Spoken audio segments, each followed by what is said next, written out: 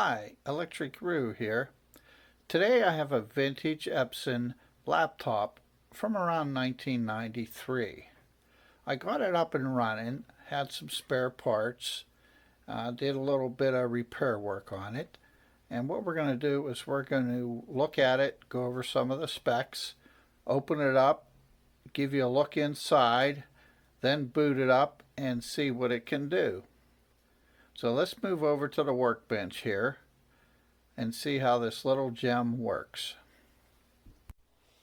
This laptop was produced in 1993 and it has a few miles on it. As you can see, you have some ports on the side. You have a serial port, a modem port, PS2 mouse port, and on the back end there were some more ports, another serial port, parallel, and a VGA port for a external screen, which I think we're going to use when we do the little demonstration because the screen on this unit's rather a little worn out.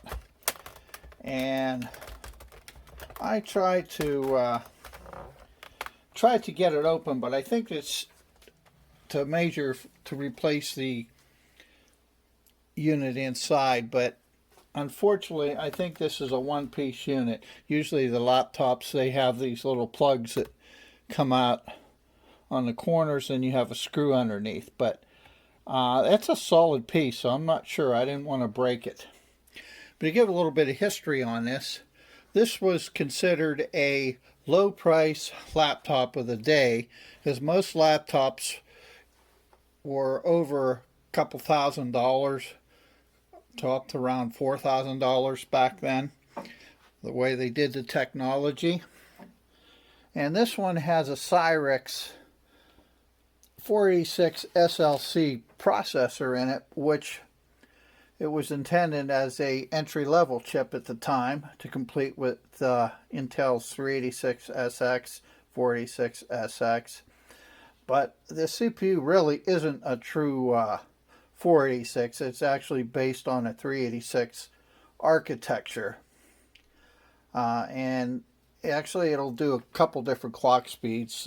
Standard is 33, but the clock speed can be reduced on it. It has options that you can add the 386SX coprocessor in it. It has 1 kilobyte cache internal. The memory has 128 kilobyte system and video BIOS with shadow RAM, and the standard RAM is 4 megabytes. That's what's included on this, and it will take up to 8 megabytes of RAM. The video RAM is 256K of DRAM, and it has a real-time clock Dallas DS1287 chip, which I'll show you. Those were a little bit of problems when you find these older laptops because the Dallas chip was a plug-in chip which contained an internal battery, and that was the issue with this one, as I couldn't set up the CMOS. Well, I could, but as soon as you shut it off, everything of course was erased. There's a video on YouTube here. A fella will show you how, if you get one of these chips, that you can use a Dremel to gently grind away some of the plastic and solder some wires and connect a CR2032 battery to it and bring it back to life. Has an internal modem, as I showed you, has two RS-232 serial ports on it, one 25-pin parallel port, and of course the 15-pin D sub for the CRT, the modem jack. It has a built-in speaker, which is not very good. It's more or less one of those little beepers. And it has an built-in floppy, 1.44 megabyte. And there were 3 hard drive options in this: 80 megabyte, 120 megabyte, or 180 megabyte. So fully loaded with the 180 megabyte hard drive and the fax modem, you were looking at around $1,700 for this.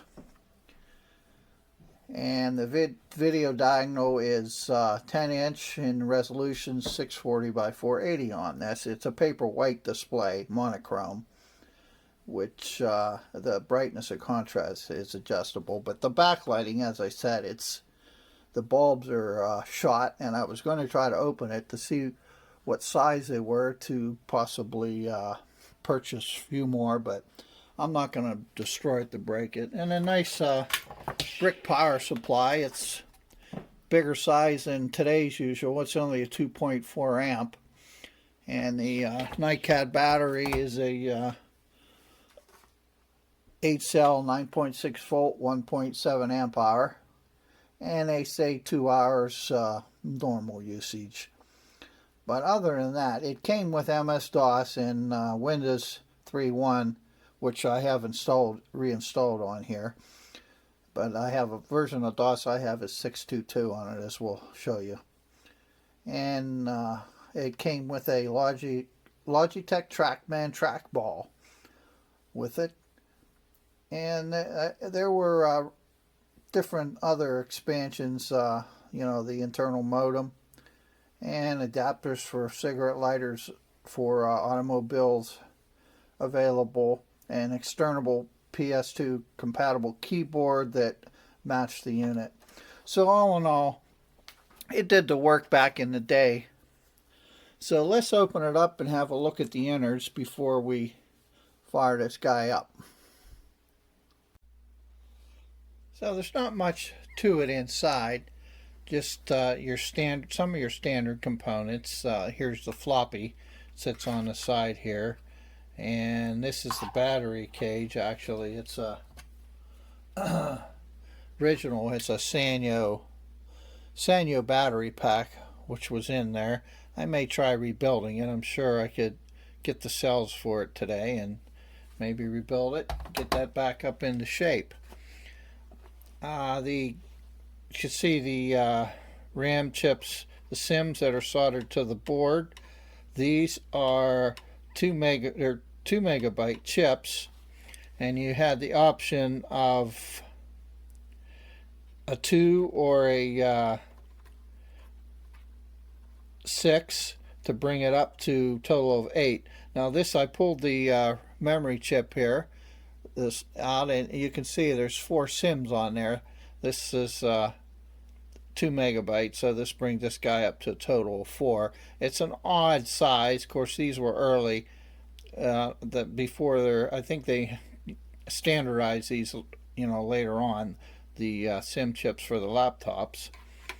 The hard drive is A-Real technology, and it's a 120. I couldn't find any information on that other than they were actually sold to another company in '93, about when this one was made, I would assume. And it's a small drive, and it was made in Japan. And this is the Dallas clock module. Now this guy plugs in, and as I was saying, this had an internal battery to keep the CMOS and the time, all the settings in the laptop. But of course this one was long gone.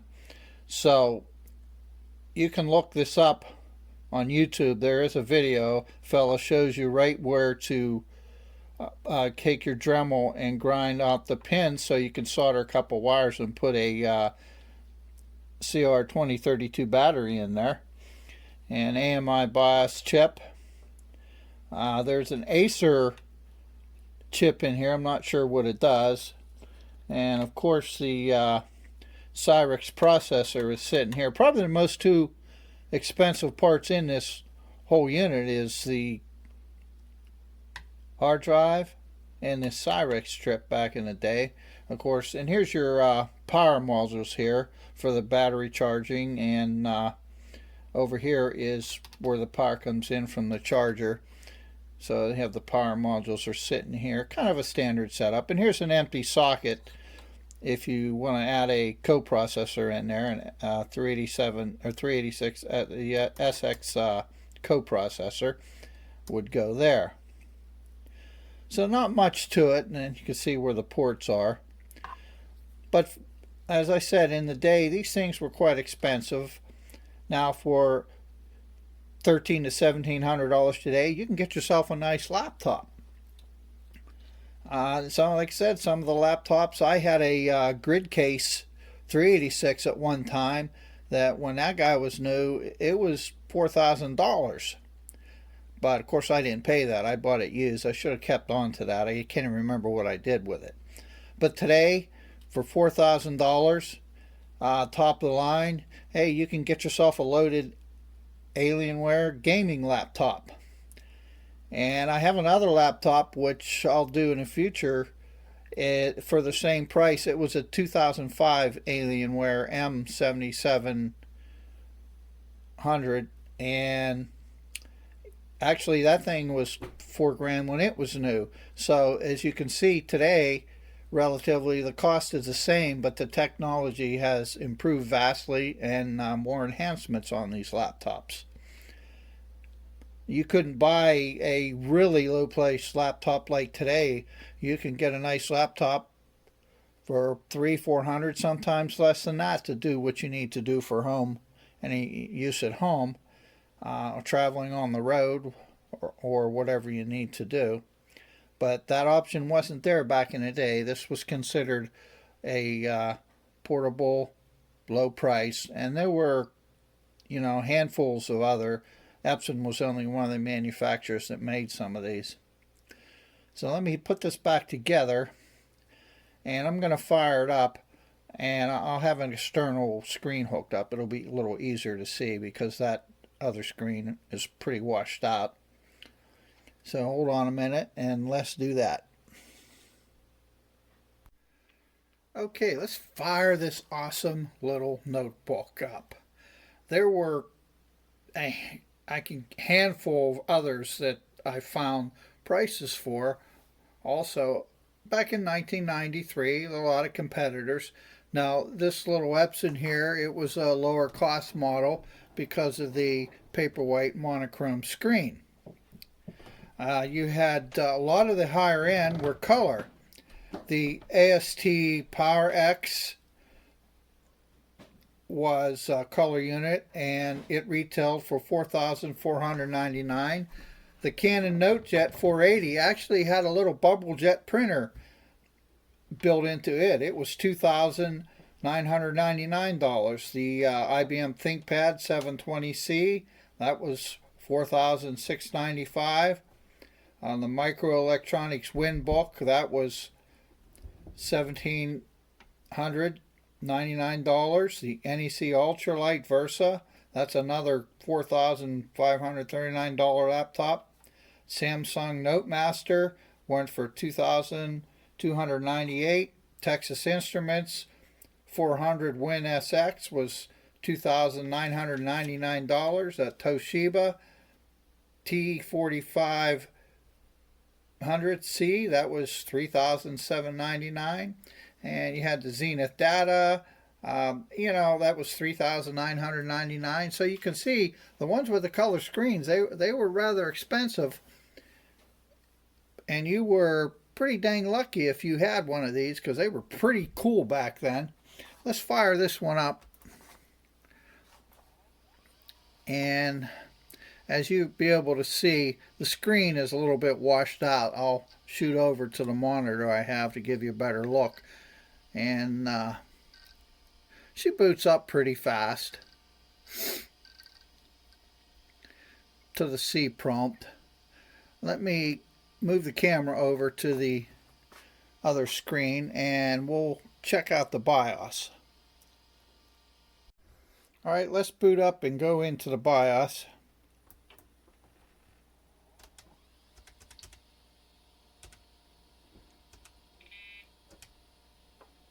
And you see the standard different options on this AM. This is AMI Megatrends BIOS utilities.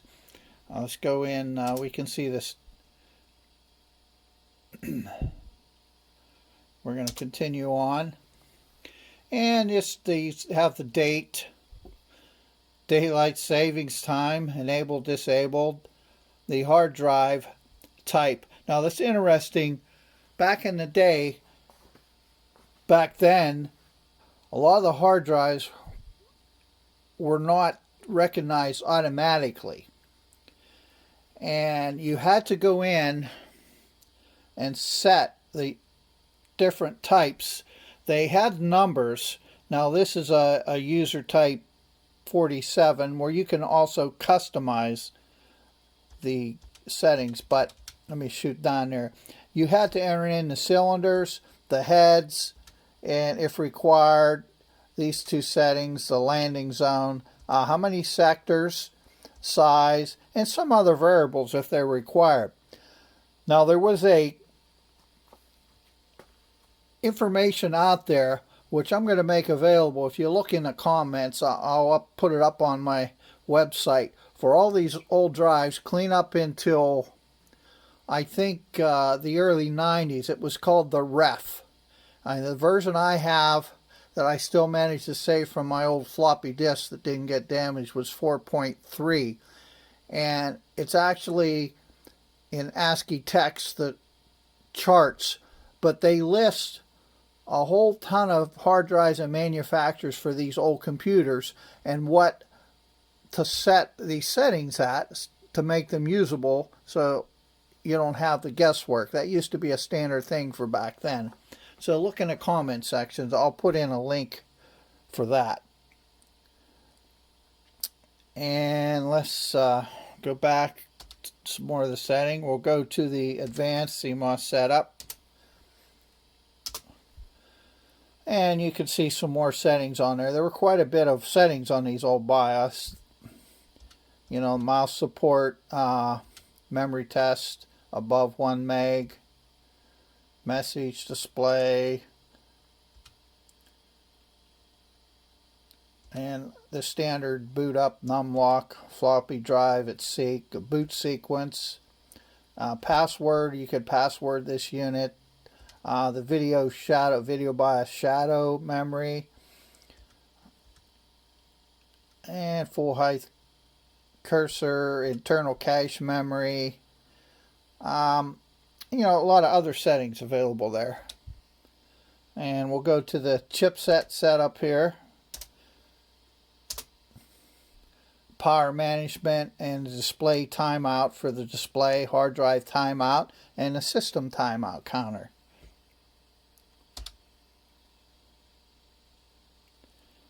And we're not going to go into the auto configuration. You have a change password. You have a hard disk utility, because these were a little different. You had to format the hard drives before you could format them with F-disk on these old computers. So it was a couple different steps you had to do. You couldn't just slap a hard drive in and format it.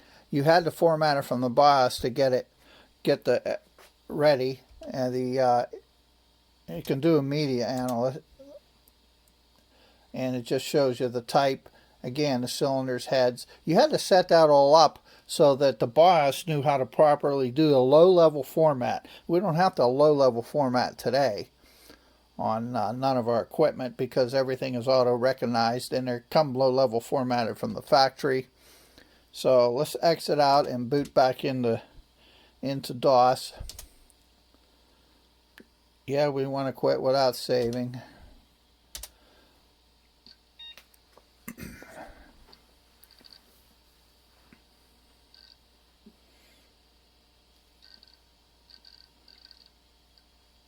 So as I said, this one has 4 megabytes RAM. Let's look at the memory. Run the DOS mem command. And you can see we have conventional 640K. 22K was used. We have 618 free. Upper memory, we see we have 155K, and we use 43K. I have the mouse driver and smart drive loaded up into upper memory. I'll show you how to do that in case you don't know, working with these old computers. And you can see we have extended XMS memory available, and the total memory and the total memory under 1 megabyte. And then you can see the largest program size is 618, and the largest free upper memory block is 96K. And MS-DOS is also resident in the high memory. Like I said, I have DOS 622 on this, and I have a little app that I always liked to use back in the day because it was quick and did the job. It was called PC Valet.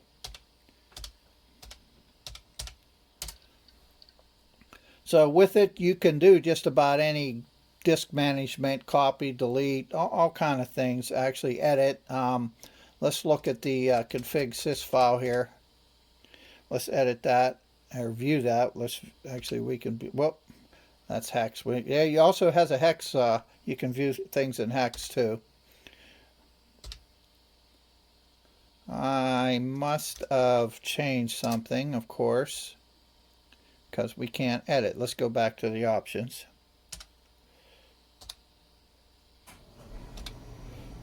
Let's go back to the options. I thought I had this set up. Well, oh, okay. The editor for this is not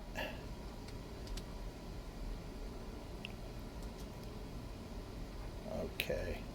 Options. I can forget how to use this. It's been so long. Let's go to the edit. We're going to change this option, and actually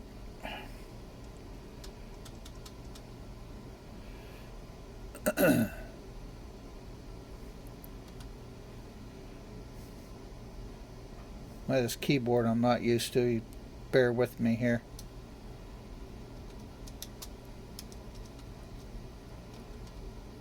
Let's change this whole thing. That's NCDOS. Whoops.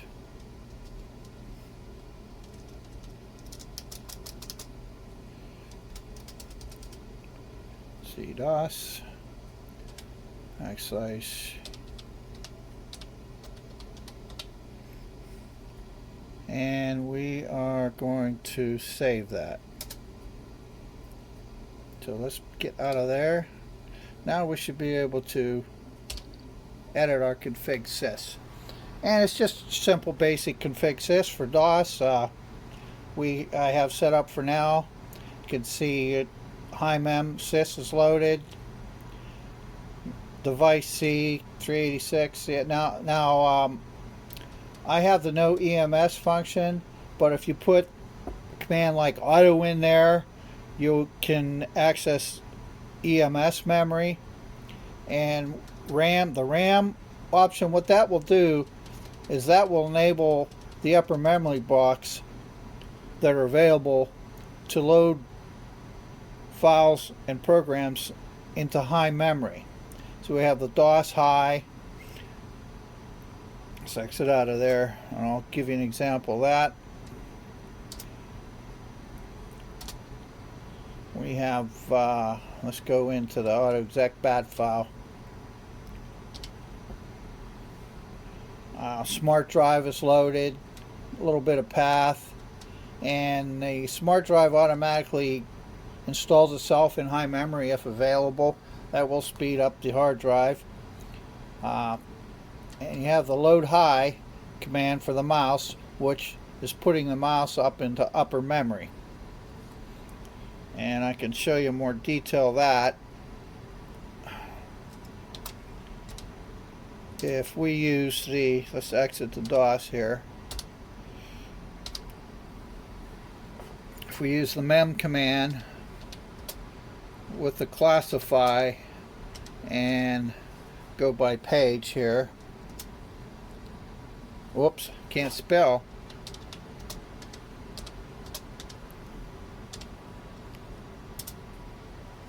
So you get a little more information. As you can see, smart drive has installed itself up into the upper memory block, and the mouse has installed itself up in the upper memory block. you get a little more information with this mem command. Playing with old DOS is pretty cool. I grew up and, you know, cut my teeth on DOS. And as I said in one of the other videos, the old Commodore 64 and Imagination Machine. It's where I learned how to program on the old Imagination Machine in machine language. A lot of my floppies I haven't used for years, and I had to throw them out, so I lost a lot of software because they wouldn't even format anymore. I think that magnetic field on that material kind of loses itself over the years. But I did have a few that still work, but you can download a lot of programs from the internet yet. All these old apps. Got Windows 3.1 on here. Let's load that up.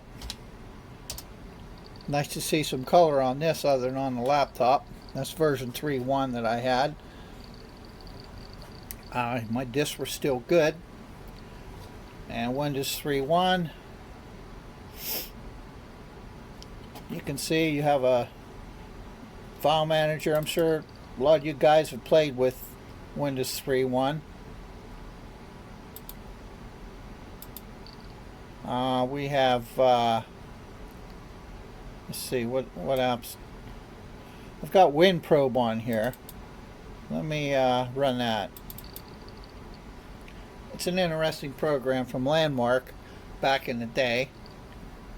Give you all information about your Windows 3.1 computer. You can see we have the CPU. It registers as 486XS, even though it's that Cyrix chip. 28 megahertz is the speed. Conventional memory 640. Extended memory 3328. And we have shows our input-output ports on the computer. A lot of useful information. Windows 3 running in 3.1, running in enhanced mode. Size of the swap file, it's a permanent. 32-bit access is not available on this computer, so it's not an option to be turned on because of the hardware itself. And you have a little bit of information on your Windows. You have the free memory and user heap, GDI heap, what's left there, the free set, largest free block, and you have a monitor for your system load, like you have a lot of information today on our present day PCs. Free RAM, and it shows a lot of different information on here. You can have some diagnostics in here. You can diagnose your hardware. Let me see what let's go to the motherboard. Gives you a little bit of information on the motherboard. 16-bit operations passed, 32-bit operations passed. Let's see. Go to RAM. You can do a memory test. You can do a video test.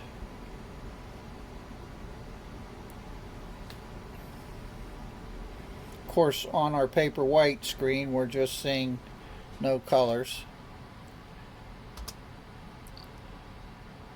So it was a nice give you a little information. Here's smart drive info, the cache hit rate, version, the cache size, the original cache size, so that can change, minimum size. You can pull up device driver list. You can also do a tune-up, as you can actually edit your INI files in Windows here. You can optimize your memory.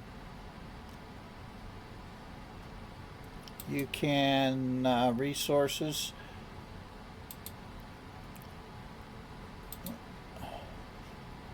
And it gives you a little more information on here as the memory management. So actually we're working with Windows 3.1.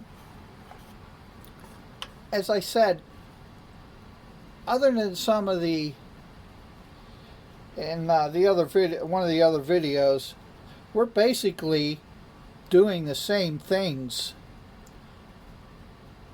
clean back with the old software that we're doing clean up in the Windows 10 today. It's just the software has more advantages and has a lot more functions. But for the home user, what's the home user do? Get on the internet, check their email, play around with their pictures, and it really hasn't changed throughout the years what a home user does. Now there's a lot of other exotic software out there. As such, on my computer I use a lot of electronic software because that's my hobby. But for the average home user, my wife's laptop, she gets on and surfs the internet, goes to eBay, checks her email, prints this and that out. So it hasn't changed. Now, as the processors speed up, of course the hardware in the Windows takes more resources, so of course you can't run an old version of Windows or a new version of Windows on one of these old computers. That's for darn sure.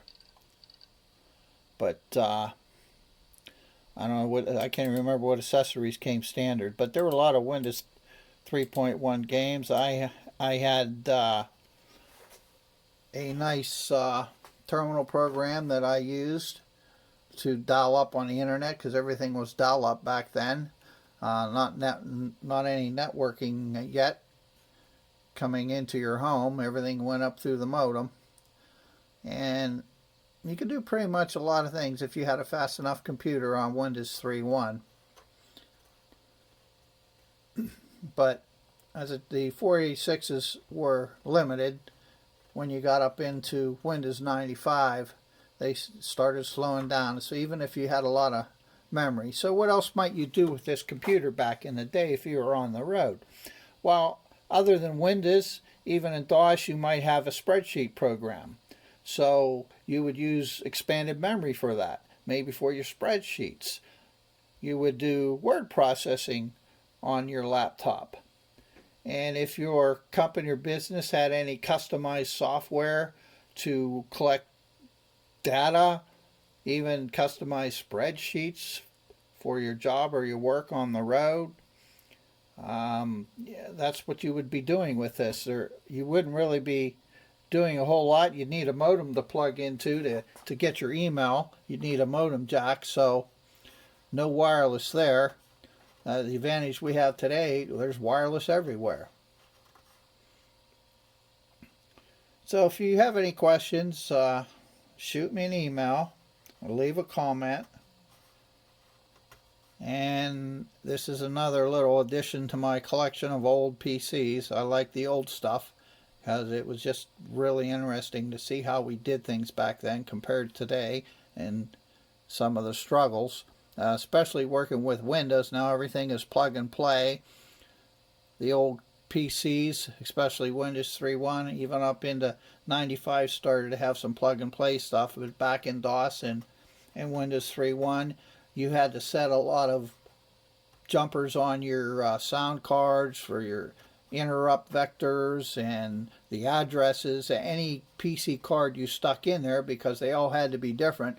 Now the computers set all that up automatically as they boot up, and the software is able to look at a device and tell it to change its address and vectors where it should sit on the system, so that it doesn't conflict with any of the other boards that you have on there. So that's about that for today. And I have a couple more laptops to look at in the future. Like I said, I have an old 2005 Alienware M7700, which will be kind of neat. The thing weighs 12 pounds. It's a workhorse, but it was state-of-the-art, top end back then. And we'll look at that sometime amongst my other projects.